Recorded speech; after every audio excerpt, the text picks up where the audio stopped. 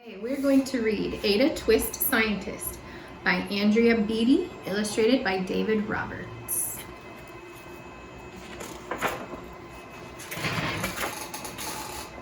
Ada Twist Scientist. Ada Marie, said not a word till the day she turned 3. She bounced in her crib and looked all around, observing the world but not making a sound. She learned how to climb and make her big break, with a trail of chaos left in her wake.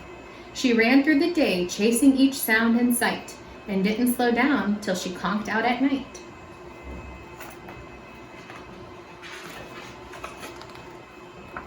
Her parents were frazzled, but tried not to freak, as Ada grew bigger and still did not speak. Clearly, young Ada, with lots in her head, would have something to say when it ought to be said.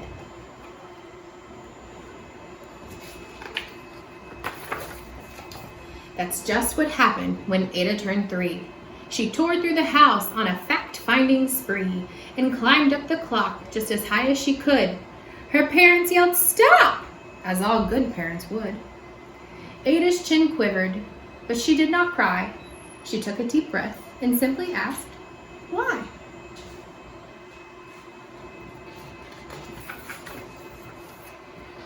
Why does it tick and why does it talk? Why don't we call it a granddaughter clock? Why are there pointy things stuck to a rose? Why are there hairs up inside of your nose? She started with why, and then what, how, and when. By bedtime, she came back to why once again. She drifted to sleep as her dazed parents smiled at the curious thoughts of their curious child, who wanted to know what the world was about. They kissed her and whispered, "You'll figure it out." Her parents kept up with their high-flying kid, whose questions and chaos both grew as she did.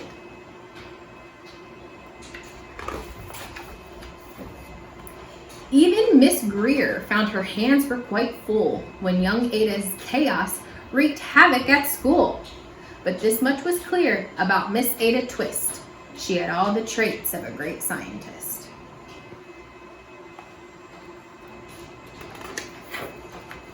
Ada was busy that first day of spring, testing the sounds that make mockingbirds sing, when a horrible stench whacked her right in the nose, a pungent aroma that curled her toes. "Zowie," said Ada, which got her thinking, what is the source of that terrible stinking? How does a nose know when there's something to smell? And does it still stink if there's no nose to tell? She rattled off questions and tapped her chin. She'd start at the start, where she ought to begin. A mystery, a riddle, a puzzle, a quest. This was the moment that Ada loved best. Ada did research to learn all she could of smelling and smells, both the stinky and good. One hypothesis Ada thought could be true.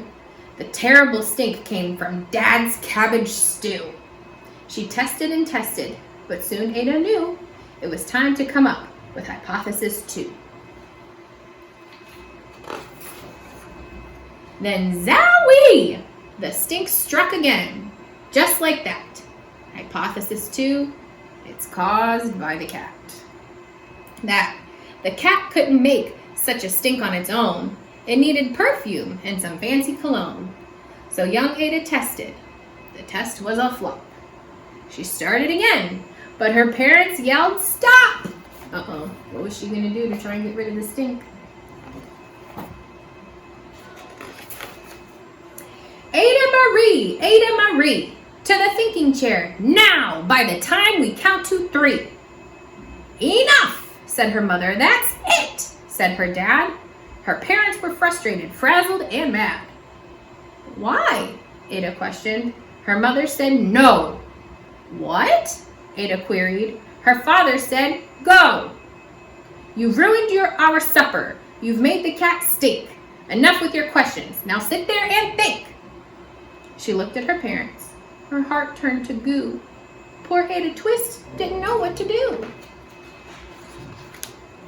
She sat all alone by herself in the hall, and Ada once more could say nothing at all. And so Ada sat, and she sat, and she sat, and she thought about science, and Stu, and the cat, and how her experiments made such a big mess. Does it have to be so? Is that part of success? Are messes a problem? And while she was thinking, what was the source of that terrible stinking? Ada Marie did what scientists do. She asked a small question, and then she asked two. And each of those led her to 3 questions more, and some of those questions resulted in 4. As Ada got thinking, she really dug in. She scribbled her questions and tapped on her chin. She started with why, and then what, how, and when. At the end of the hall, she reached why once again.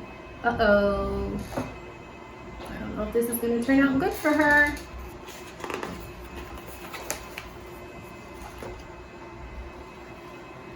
Her parents calmed down and they came back to talk.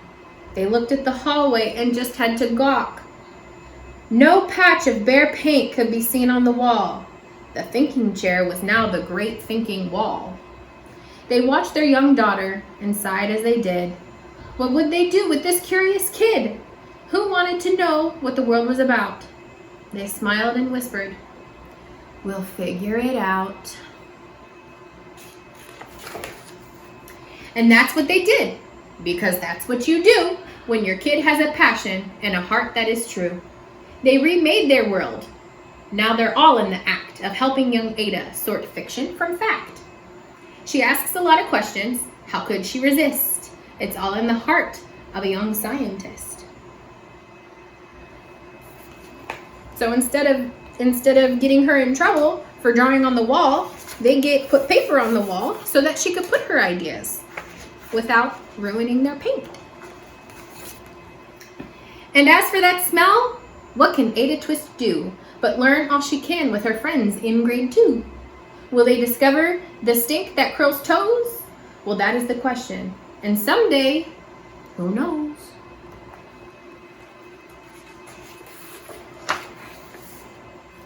The end.